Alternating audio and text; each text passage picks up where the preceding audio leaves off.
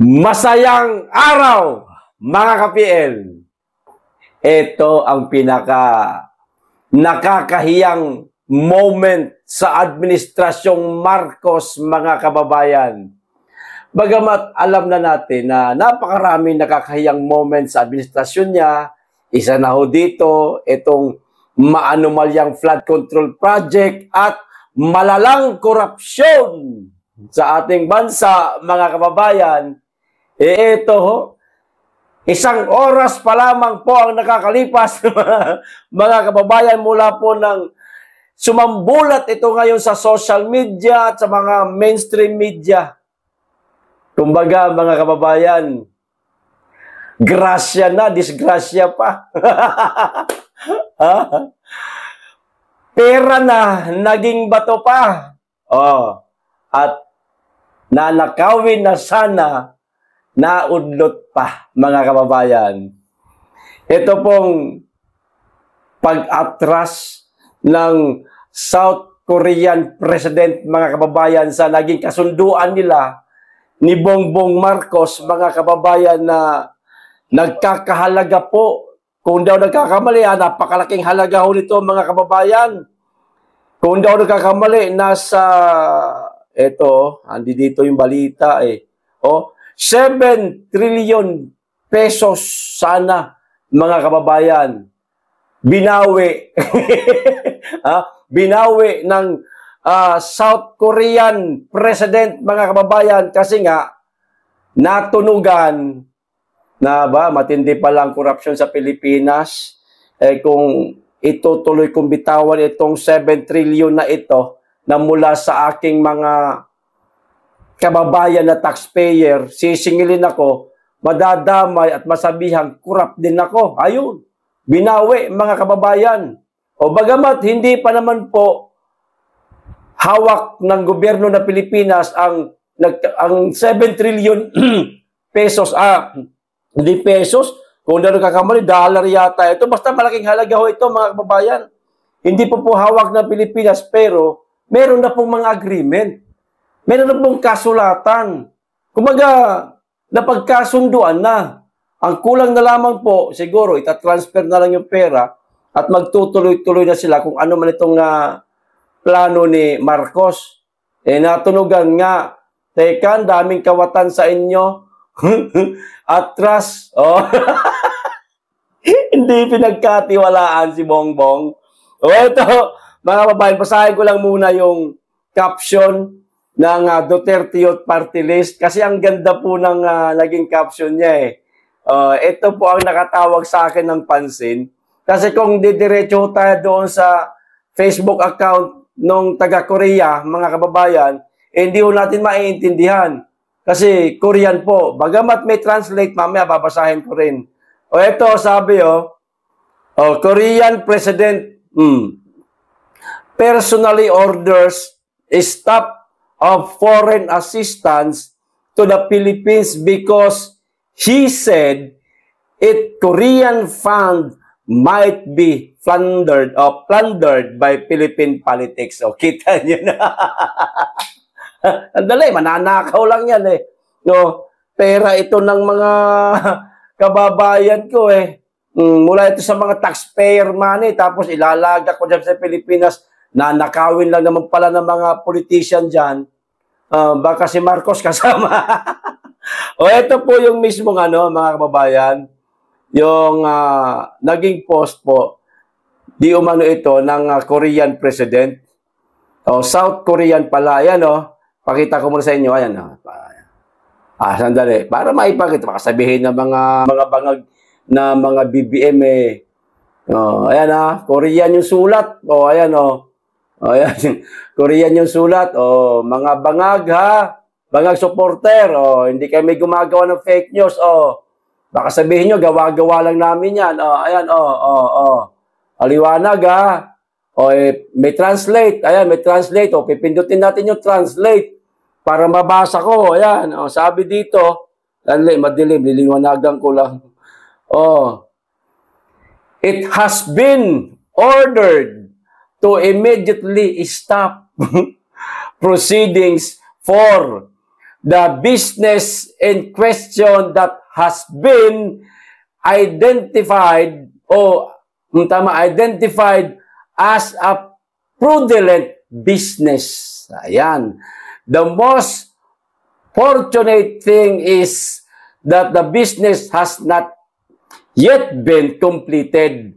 So, business expenses such as supporting the Foreign Economic Cooperation Fund o EDCF have not been spent, mga kababayan. No.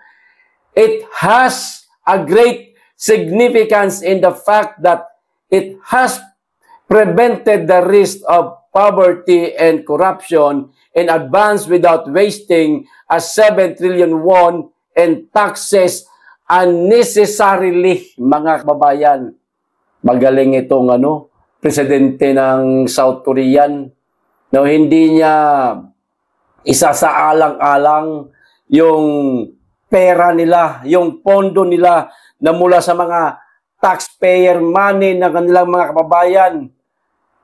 Marunong magmasid ba? No? Hindi basta-basta nagbibitaw ng pera ng hindi pinagmamasdan yung isang bansa kung okay ba ang takbo ng kanilang ekonomiya, wala bang kawatan. Ganun ba? Nakikita ko kaagad nila, buti na lang. Kung hindi, madadamay pa itong presidente ng South Korean, mga kababayan. Halimbawa, naibitaw na. No? Tapos nanakaw na ng mga politician sa bansa natin. Siyempre, hahanapin po sa kanya yan, ng kanyang mga kababayan. Walang maibigay. Walang maisole. Ano mangyayari? Palalayasin, pabababain din sa pwesto yung South Korean president. Buti ho, nagmasid.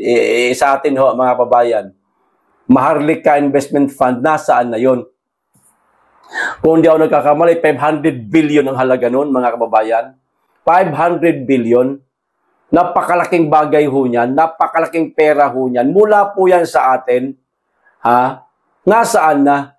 Yung mga offenses na yan, hindi lang yan itong mga flood control project na kapabayaan din ng Pangulo Mga kababayan, kung sa ibang bansa yan, presidente ng Japan, South Korea o saan mang bansa pa, mahihiya na sila Sila ni mismo ang bababa sa pwesto, magre-resign, manghihingi ng tawad sa kanyang mga kababayan.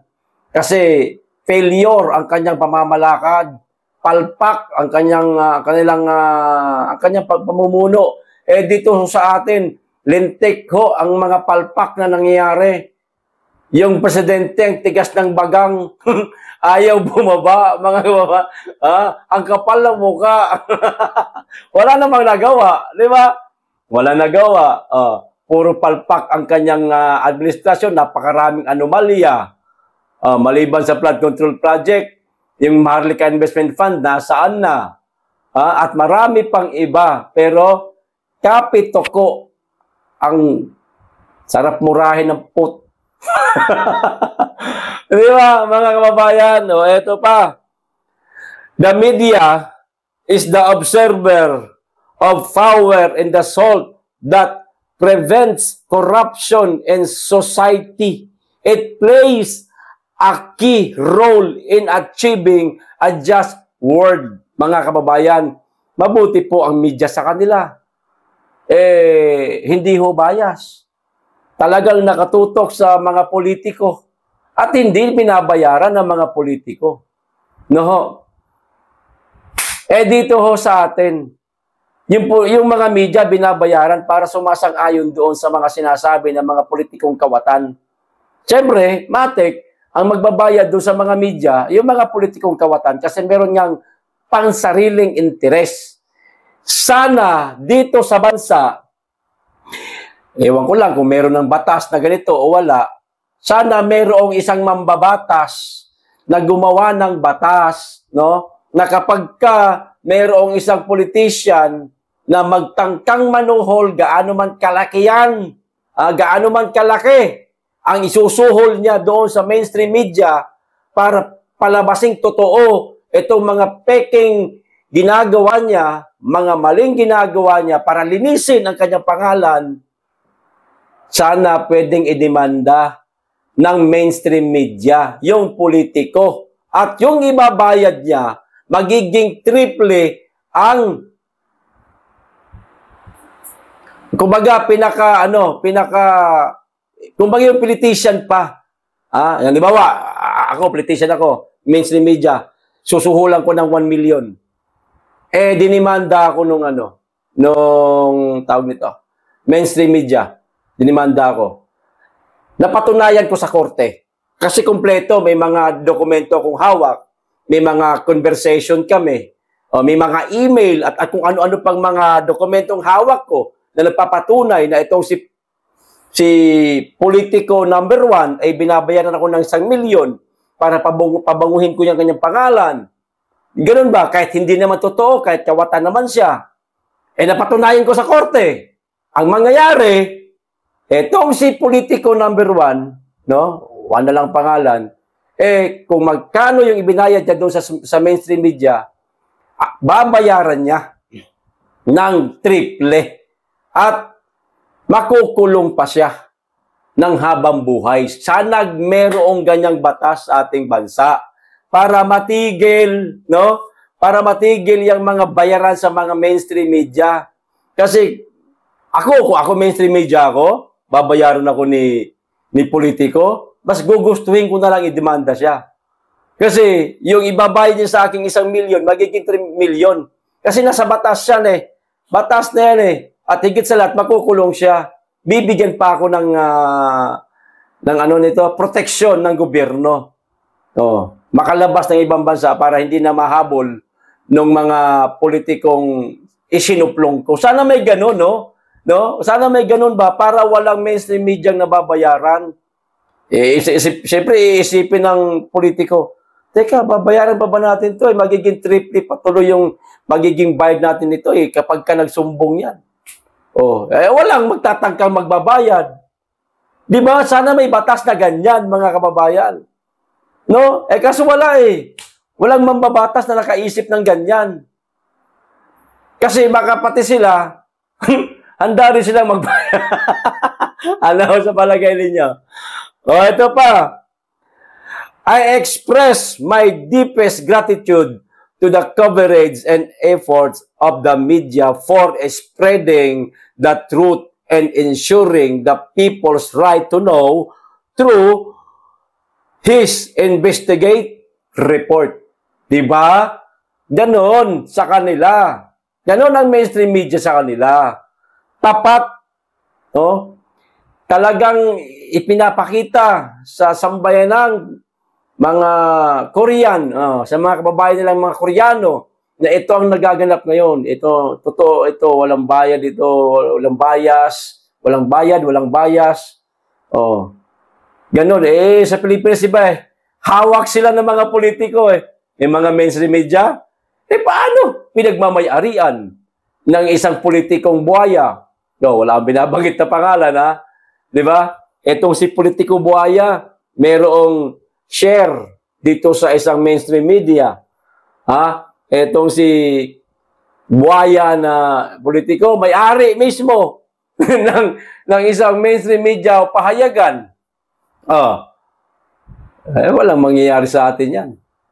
Sana nga, meron na lang batas na ganun. Kahit pa pinagmay-arian yan ng presidente, yung mainstream media na yan, kung merong batas, katulad nung sinabi ko kanina, wala hong mababayaran na mga mainstream media o hindi makakapagbayad itong mga politiko sa mga mainstream media. Yan. Magtatangka pa sila magiging triple tapos makukulong pa. Magiging triple yung ibabayad nila. Makukulong pati. Di sana ganun. Wala Hayaan nyo pag naging congressman tayo, gawa tayo ng batas na ganyan para walang mainstream media na mababayaran. At matatakot din yung mga politician na magbayad sa mga mainstream media kasi matindi ang parusa.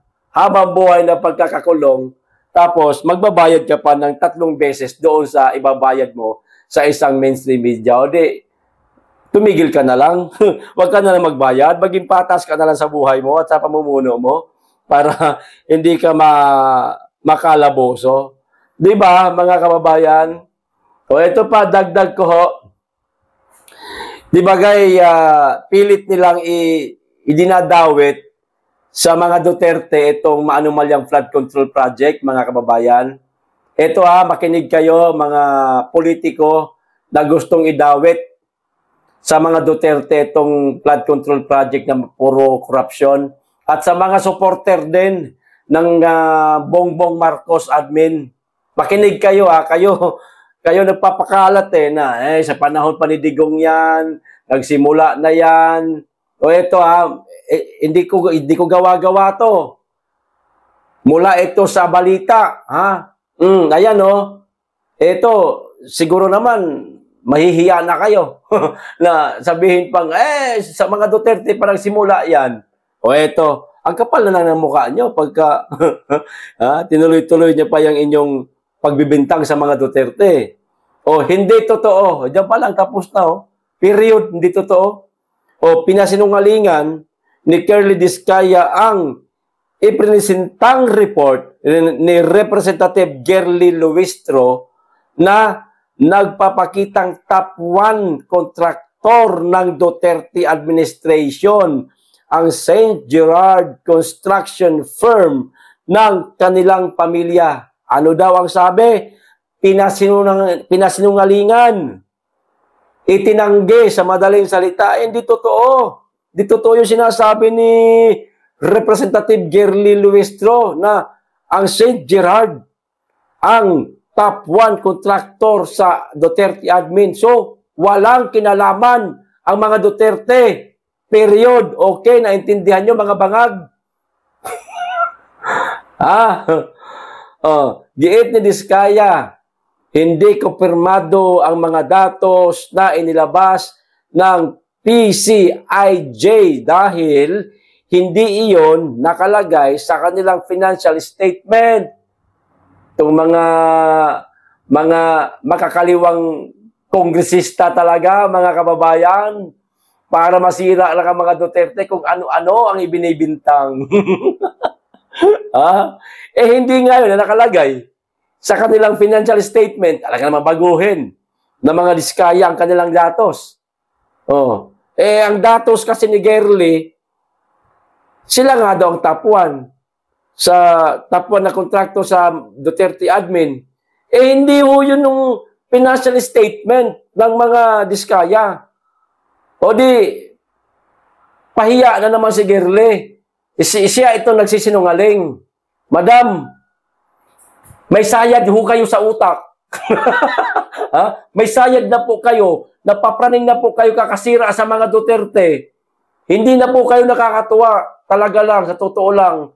Pero nakakainis ho kayo na nakakatawa. Bakit? Nasisiraan na kayo ng bait. Kakasira sa mga Duterte. Bakit ho kayo masyadong obsessed na masira itong mga Duterte? Meron bang malaking kapalit na halaga kapag ka nasira nyo ang mga Duterte? Malaki ba talaga ang bigayan dyan sa inyo? Nagtatanong lang ako Kung ganyan kalaki, masisiraan ka ng bait. Kung malaki, trilyones o 1 trillion, masisiraan ka talaga. Magiging obsessed ka talaga sa kakasira sa mga Duterte. Naaawa ho ako sa inyo na natatawa, madam. Ito pa. Dagdag pa niya, karamihan sa mga proyektong isinama sa PCIJ report ay terminated. Ulitin ko, dagdag pa niya, karamihan sa mga proyektong isinama sa PCIJ report ay terminated. Wala sila nakuha ang proyekto pala sa PCIJ. Terminated. Kumbaga, hindi sila kwalipikado na mabigyan ng proyekto. So, wala. Malinaw na walang koneksyon itong maanumalyang flood control project sa Duterte administration. Sila na nagpupumilit. Yung mga kongresista na inutusan ni Tamba. Sirahin nyo mga Duterte. Ipahid nyo sa mga Duterte yung maanumalyang flood control project. Ganon ba? para maging ligtas yung mga tauhan ni Tambaluslos. Tuloy-tuloy ang ligaya ng mga di ba, mga kababayan? Yan lang po. Maraming salamat. Mag-iingat kayo lagi at higit sa lahat, mahalin natin ang Pilipinas.